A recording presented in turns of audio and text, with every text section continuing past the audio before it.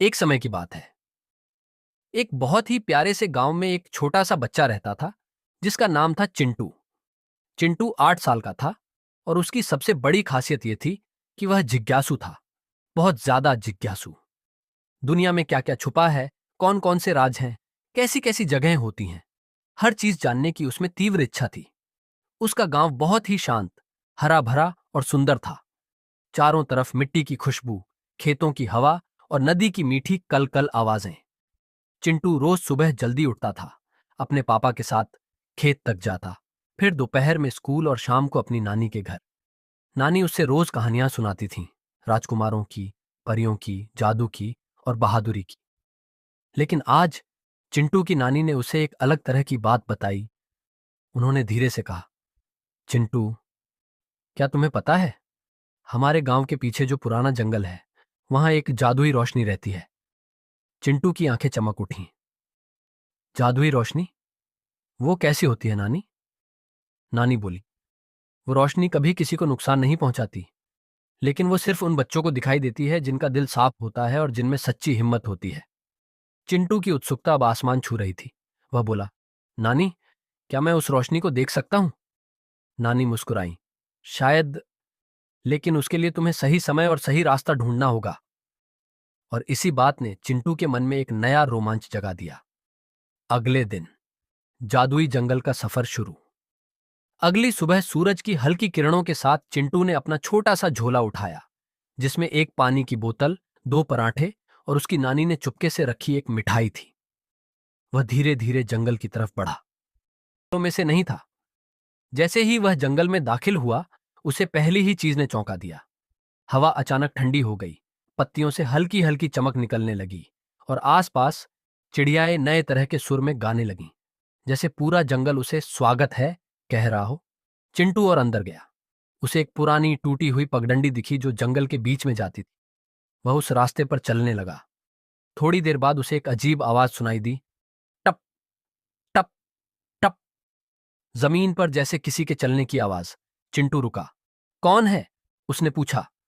तभी झाड़ियों से एक छोटा सा खरगोश बाहर कूद कर आया। चिंटू ने चैन की सांस ली और हंसते हुए कहा, अरे, तुम तो मुझे डरा ही दोगे। खरगोश ने अपना सिर टेढ़ा किया, जैसे वह सच में उसकी बात समझ रहा हो। फिर वह वापस मुड़कर उछलते हुए आगे चलने लगा। चिंटू को लगा कि शायद खरगोश उसे कहीं ले जाना चाहता है। वह भी उसके पीछे चल दिया। जंगल का रहस्य। पहला संकेत। करीब 10 मिनट चलने के बाद खरगोश एक बड़े पुराने पेड़ के पास रुक गया।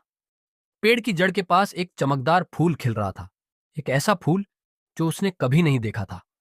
उसकी पंखुड़ियां हल्की नीली रोशनी छोड़ रही थीं। चिंटू ने फूल को हाथ लगाने की सोची, लेकिन जैसे ही उसने हाथ बढ़ाया, फूल अचानक हवा में तैरने लगा। चिंटू ने आश्चर्य से देखा कि फूल तैरते तैरते उसके सामने आ गया, फिर धीरे से चमकने लगा। इसके बाद एक नर्म, हल्की सी आवाज आई, अगर जादुई रोशनी देखनी है तो दिल में भरोसा रखना होगा। चिंटू चौंक गया। कौन बोल रहा है? लेकिन वहां कोई नहीं था। शायद वह फूल ही बोल रहा था। फूल चमका और हवा में एक छोटा सा चमकीला रास्ता बन गया, जैसे तारों की धूल बिखर गई हो। चिंटू उस रास्ते पर आगे बढ़ गया। जंगल का दूसरा हिस्सा, अंधेरा और डर। जैसे जैसे वह आगे गया, जंगल गहरा होने लगा। ऊंचे पेड़ सूरज की रोशनी रोकने लगे। चारों तरफ अंधेरा और रहस्यमयी आवाजें। लेकिन फिर भी चिंटू के दिल में एक अजीब सा भरोसा था। उसे महसूस हो रहा था कि उसे कुछ बड़ा मिलने वाला है। अचानक हवा तेज हुई, पत्ते उड़ने लगे और रास्ते का चमकदार प्रकाश बुझ गया। चिंटू घबरा गया। अरे, ये क्या हो गया? तभी उसे पेड़ों के पीछे दो बड़ी बड़ी आंखें दिखीं। और फिर आवाज, कौन है जो जादुई जंगल में आगे बढ़ रहा है? चिंटू डर गया, मगर हिम्मत करके बोला, मैं चिंटू हूं। मैं जादुई रोशनी को ढूंढने आया हूं। अचानक एक कोमल हंसी गूंजी। आंखें पास आईं और वह निकली एक विशाल जंगल की हिरणी। उसके सींगों से हल्की सोने जैसी रोशनी निकल रही थी। हिरणी बोली, डर मत छोटे बच्चे, मैं जंगल की रखवाली करती हूं। अगर तुम्हारा उद्देश्य साफ है, मैं तुम्हें रास्ता दिखाऊंगी। चिंटू ने हां में सिर हिलाया। हिरणी ने अपने सींग की रोशनी से 3 रास्ते बनाए, एक सुनहरी, एक लाल और एक हरी। हिरणी ने कहा, एक रास्ता डर का है, एक रास्ता धोखे का, और एक रास्ता सच्चाई का। जादुई रोशनी तक वही पहुंच सकता है जो सच्चाई वाला रास्ता चुने। चिंटू ने एक पल सोचा, फिर हरी रोशनी वाला रास्ता चुन लिया, क्योंकि हरा रंग उसे हमेशा शांति देता था। हिरणी मुस्कुराई। बिल्कुल सही चुनाव। अब आगे बढ़ो। जंगल का गुप्त केंद्र, द फाइनल लाइट। जैसे ही चिंटू हरे रास्ते पर चला, उसे ऐसा लगा जैसे जंगल बदल रहा हो। अंधेरा कम होता जा रहा था। हवा मीठी हो रही थी। चारों तरफ छोटे छोटे जुगनू जैसे तैर रहे थे। करीब आधा घंटा चलने के बाद वह एक बड़ी गोल जगह पर पहुंचा। बीच में एक विशाल पत्थर का मंदिर था, जिसके ऊपर एक खूबसूरत नीली रोशनी मंडरा रही थी। वहीं थी जादुई जंगल की आखिरी रोशनी। रोशनी धीरे धीरे नीचे आई और चिंटू के सामने आकर रुक गई। फिर आवाज आई, सच्चे दिल वाले बच्चे, तुमने हिम्मत, भरोसा और सच्चाई का रास्ता चुना, इसलिए तुमने मुझे पा लिया। अब मैं तुम्हारी एक इच्छा पूरी कर सकती हूं। चिंटू सोच में पड़ गया।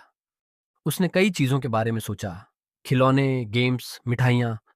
लेकिन फिर उसे याद आया कि उसकी नानी की तबीयत कई दिनों से ठीक नहीं रहती। उसने कहा, मेरी सबसे बड़ी इच्छा है कि मेरी नानी हमेशा स्वस्थ रहे। रोशनी और तेज चमकी। उसने कोमल स्वर में कहा, तुम्हारी यह इच्छा पूरी होगी, क्योंकि तुम्हारा दिल साफ है। इसके बाद रोशनी आसमान में ऊंची गई और हजारों छोटे सितारों में बदलकर गायब हो गई। जंगल अचानक शांत और सामान्य हो गया। चिंटू हल्के हल्के कदमों से गांव लौट आया। वापसी, एक नई सीख। जब वह घर पहुंचा तो उसकी नानी बाहर बैठी थी, और कई दिनों बाद वे बिल्कुल स्वस्थ दिख रही थीं। नानी मुस्कुराई। तू आ गया चिंटू। पता नहीं क्यों, आज अचानक मैं बिल्कुल ठीक महसूस कर रही हूं। चिंटू ने मन ही मन कहा, शायद जादुई रोशनी सच में होती है। उस रात उसे अपनी नानी ने गले लगाया और कहा, तुम बहुत अच्छे बच्चे हो चिंटू, हमेशा सच और अच्छाई के रास्ते पर चलना। और चिंटू ने अपनी नानी का हाथ कसकर पकड़ा, क्योंकि अब वह जान चुका था कि सच्चाई और हिम्मत सबसे बड़ी ताकत होती है।